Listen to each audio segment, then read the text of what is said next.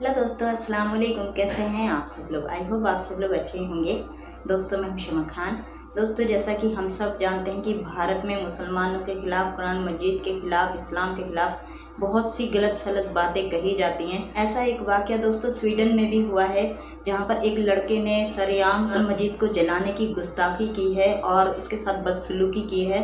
और ये पहली बार नहीं है दोस्तों, पहले भी एक स्वीडन में ऐसा ही वाक़या पेश आया था जब एक आदमी ने सरेआम कुरान शरीफ को जलाया था। लेकिन इस वाक़े की वजह से कई सारे शहरों में बहुत ज़्यादा गुस्सा है और लोग सामने आकर इस चीज़ का विरोध कर रहे हैं, क्योंकि कुरान मजीद की हिफाजत तो दोस्तों अल्लाह ताला ने खुद अपने हाथों में ली हुई है। किसी की ऐसे लोग दोस्तों शुरू में बहुत ज़्यादा हरकत तो करते हैं क्योंकि अल्लाह ताला छूट देता है उन्हें, लेकिन दोस्तों अल्लाह की तरफ से एक दिन ऐसा आएगा जब उन्हें उनकी करनी का फल ज़रूर भुगतना पड़ेगा।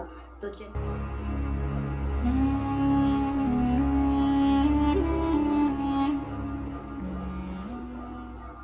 दोस्तों, पिछले 2-3 दिन से लगातार इंटरनेशनल पॉलिटिक्स में सिर्फ और सिर्फ दो चीज़ों की चर्चाएं हो रही हैं। पहली चीज़ तो फ्रांस में होने वाले खतरनाक दंगे, जबकि दूसरी चीज़ स्वीडन में कुरान का जलना। आप लोगों ने मोटे मोटे तौर पर तो बहुत सारे न्यूज़ चैनल्स की मदद से ये जान ही लिया होगा कि स्वीडन में कुरान जलाया गया है।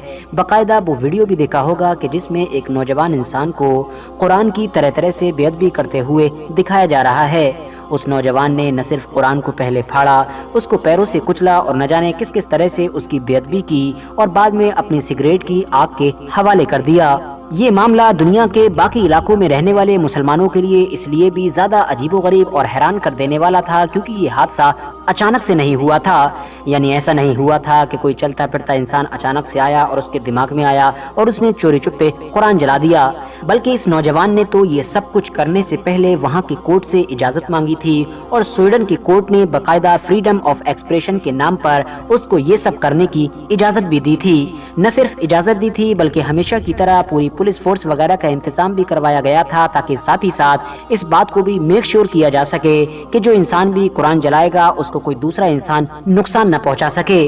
फिलहाल कोर्ट से इजाजत मिल जाने के बाद इस नौजवान लड़के ने कुरान जलाने के लिए दिन तो बकरीद यानी कि ईद उल अजहा का चुना ही, जो मुसलमानों के लिए बहुत ज्यादा मुकद्दस है। साथ ही साथ जगह भी ऐसी चुनी कि जिससे वो ज्यादा से ज्यादा मुसलमानों को उकसा सके। ये जगह थी स्वीडन की राजधानी यानी कि स्टॉकहोम की सबसे बड़ी मस्जिद का बाहरी एरिया। जैसे ही मुसलमान नमाज अदा करके निकले, उसके बाद इसने कुरान जलाने और उसकी बेअदबी करने की ये पूरी एक्टिविटी शुरू की थी। वैसे तो दोस्तों स्वीडन देश का कुरान के जलाने से पुराना कनेक्शन है। सिर्फ अगर आप लोग पिछले 2-3 साल के रिकॉर्ड को उठा के देखोगे तो आपको पता चलेगा कि कई बार अलग अलग मौकों पर स्वीडन देश में बाकायदा कोर्ट के प्रोटेक्शन में कुरान जलाया गया है। मगर इस बार का ये मामला पिछले सारे ही मामलों से पूरी तरह से अलग नजर आता है और इस मामले को बाकी सारे मामलों से अलग बनाती है इस कुरान जलाने वाले नौजवान लड़के की पहचान यानी कि आइडेंटिटी। दरअसल दोस्तों, अगर आप लोग स्वीडन में पिछले सारे ही कुरान जलाने वाले हादसों पर नजर डालोगे तो आपको महसूस होगा कि उन सारे ही एक्टिविस्ट और उन सारे ही नेताओं का कनेक्शन कहीं न कहीं स्वीडन, डेनमार्क या फिर उधरी के ही किसी कंट्री से हुआ करता था। मगर इस बार जिस नौजवान लड़के ने ये कुरान जलाया है वो दरअसल कोई यूरोपियन नहीं बल्कि नस्ली तौर पर एक इराकी इंसान है। वही इराक के जो दुनिया का एक मशहूर मुस्लिम देश है। बहुत सारे सोर्सेज से तो ये भी पता चल रहा है कि ये नौजवान लड़का दरअसल पहले मुस्लिम ही हुआ करता था, मगर इसने इस्लाम धर्म को न सिर्फ छोड़ दिया बल्कि स्वीडन में जाकर शिफ्ट हुआ और वहां पर एक पॉलिटिकल पार्टी को भी ज्वाइन किया। और आजकल ये अपने पॉलिटिकल करियर को बूस्ट देने के लिए यानी राजनीति में चमकने के लिए ही इन सारी एक्टिविटीज को यानी कि कुरान की बेअदबी और कुरान के जलाने को अंजाम दे रहा है। मगर दोस्तों, अब आप में से बहुत सारे लोगों के दिमाग में बार बार ये सवाल भी जरूर आ रहा होगा कि भाई स्वीडन में आखिर ये बार बार कुरान जलाया क्यों जाता है, क्योंकि हम देखते हैं कि इस्लाम का विरोध तो यूरोप के बाकी देशों में भी होता है मगर बाकी देशों में कुरान नहीं जलाया जाता, जबकि स्वीडन में बार बार जलाया जाता है। तो दोस्तों, इसके पीछे कोई एक वजह नहीं बल्कि 2-3 वजह हैं। सबसे पहली वजह तो है जनसंख्या में बड़ी तेजी के साथ बदलाव होना। हम सभी जैसा कि बहुत सारे रिपोर्ट्स में पढ़ते हैं कि इस्लाम इस वक्त दुनिया का सबसे तेजी के साथ फैलने वाला धर्म है और खास तौर से यूरोप में ये बड़ी तेजी के साथ बढ़ रहा है। हर साल हजारों की तादाद में न सिर्फ बहुत सारे लोग इससे इंस्पायर होकर इसको अपना लेते हैं बल्कि साथ ही साथ रिफ्यूजीज या फिर माइग्रेशन की सूरत में भी मुसलमानों की एक बड़ी आबादी दुनिया के इलाकों से यूरोप पहुंचती है। और ये चीज अब धीरे धीरे वहाँ की पॉलिटिक्स में एंटर हो चुकी है और वहाँ की राजनीति में मुद्दा बन चुकी है। पिछले कुछ वक्त में ये भी देखा गया है कि यूरोपियन देशों की वो सारी पार्टी बड़ी तेजी के साथ पॉपुलर हो रही हैं और ज्यादा से ज्यादा वोट्स पा रही हैं कि जो इस चीज का विरोध कर रही हैं, यानी ये लोगों को बता रही हैं कि अगर हम लोग नहीं संभले तो हमारा देश बहुत जल्द ही मुस्लिम देश बन जाएगा। मिसाल के तौर पर अगर इटली की ही बात कर ली जाए तो वहाँ पर पहली बार कोई ऐसी पॉलिटिकल पार्टी गवर्नमेंट बनाने में कामयाब रही है कि जो न सिर्फ राष्ट्रवाद की बात करती है बल्कि बाहरी लोगों का विरोध करती है, यानी बाहर से आए हुए लोगों के खिलाफ कैंपेन चलाती है।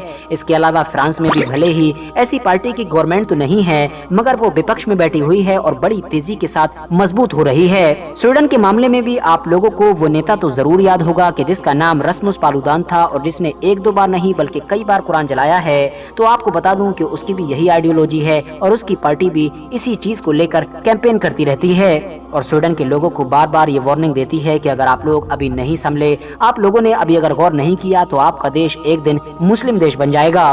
बढ़ती हुई मुस्लिम जनसंख्या के अलावा स्वीडन में बार बार कुरान जलाने के पीछे तुर्की भी एक बड़ी वजह है। जैसा कि हम सबको याद है कि जब रशिया ने यूक्रेन के ऊपर अटैक किया था तो यूरोप के कुछ ऐसे देश के जो ऑफिशियली नेटो के मेंबर तो नहीं हैं मगर हाँ अंदरूनी तौर पर अमेरिका और वेस्टर्न कंट्रीज की तरफ ही झुकाव रखा करते थे और रशिया के खिलाफ रहा करते थे। अब उन लोगों को घबराहट होने लगी कि जब रशिया यूक्रेन पर अटैक कर सकता है तो कभी भी हमारे ऊपर भी अटैक कर सकता है। इसीलिए अब उन्होंने कोशिशें की कि किसी तरह से नेटो को ज्वाइन कर लिया जाए।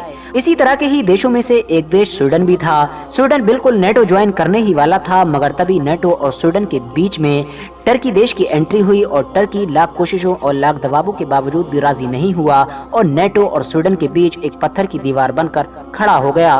दरअसल दोस्तों, टर्की ऑलरेडी नेटो ग्रुप का एक मेंबर है और नेटो ग्रुप का ये रूल है कि जब तक सारे ही मेंबर इस बात पर राजी ना हो जाएं कि नए देश को एंट्री दी जाए तब तक कोई नया देश इस ग्रुप में शामिल नहीं हो सकता है। सारे देश राजी थे मगर सिर्फ और सिर्फ टर्की ने मना कर दिया।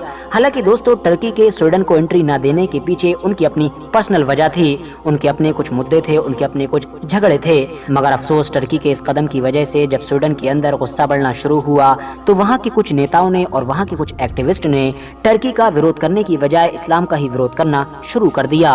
और हद तो तब पार हो गई कि जब स्वीडन में टर्किश एम्बेसी के सामने मुसलमानों की सबसे पवित्र यानी कि मुकद्दस किताब कुरान को ही जलाया गया था। ये सब कुछ शायद इसी वजह से किया गया था क्योंकि हम सभी जानते हैं कि टर्की की ज्यादातर आबादी तो मुसलमान है ही, साथ ही साथ उसके जो प्रेसिडेंट हैं यानी कि राष्ट्रपति रजब तैयब अर्दोगान, वो पिछले कुछ सालों में टर्की के साथ साथ दुनिया के बाकी इलाकों में रहने वाले मुसलमानों के लीडर की भी एक इमेज बनाने में कामयाब हो गए हैं। इसके अलावा कभी कभी तो सिर्फ फ्रीडम ऑफ एक्सप्रेशन के नाम पर भी कुछ लोग स्वीडन में कुरान जला देते हैं। फिलहाल अब अगर बात कर लें रिएक्शन की, यानी कि अभी 2-3 दिन पहले ही कुरान जलाने वाली इस घटना के बाद दुनिया के बाकी देशों का क्या क्या रिएक्शन आया था, तो मैं आपको बता दूं कि मुस्लिम दुनिया में तो सबसे पहला रिएक्शन एक अफ्रीकी देश मोरक्को की तरफ से आया था।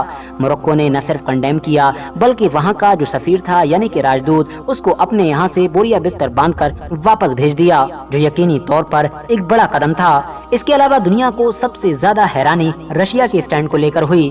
हम जानते हैं कि रशिया एक मुस्लिम देश नहीं है मगर उसके बावजूद भी उसने कड़ा रिएक्शन दिया है। रशिया की जो पार्लियामेंट है उसमें बकायदा इसके खिलाफ एक प्रस्ताव पास किया गया है, यानी ये मैसेज देने की कोशिश की गई है कि पूरा रशिया ही स्वीडन में होने वाली इस हरकत के खिलाफ है। इसके अलावा आप लोगों को अभी कुछ दिन पहले ही पुतिन की तरफ से दिया गया वो बयान तो याद होगा ही, जिसमें उन्होंने खुले तौर पर यह चेताया था कि अगर कोई भी कुरान को डिसरिस्पेक्ट करता है यानी कि उसकी बेअदबी करता है तो उसको कानून के तहत सजा दी जाएगी। साथ ही साथ पुतिन ने इसी ईद उल अजहा के मौके पर दागिस्तान के इलाके की एक मशहूर और ऐतिहासिक मस्जिद का विजिट किया और वहां के इमाम की तरफ से एज अ गिफ्ट कुरान को रिसीव किया। पुतिन को जब गिफ्ट के तौर पर ये कुरान दिया गया था तो उन्होंने बड़े अदब के साथ ही न सिर्फ इसको रिसीव किया बल्कि इसको अपने ऑफिस में रखने का वादा भी किया। साथ ही साथ उन्होंने वेस्टर्न कंट्रीज पर निशाना साधते हुए और स्पेशली स्वीडन में जो हुआ उसकी मुखालिफत करते हुए ये भी कहा कि कुरान जलाना दूसरी कंट्रीज से उलट रशिया में एक क्राइम माना जाता है। मुस्लिम देशों में टर्की ने भी हमेशा की तरह इस मैटर को लेकर एक हार्ड स्टैंड तो लिया ही है और बार बार उसके मिनिस्टर्स स्वीडन को इस घटना को लेकर क्रिटिसाइज कर रहे हैं। साथ ही साथ ये इशारा भी दे रहे हैं कि स्वीडन कुछ भी कर ले वो स्वीडन की नेटो में एंट्री नहीं होने देंगे।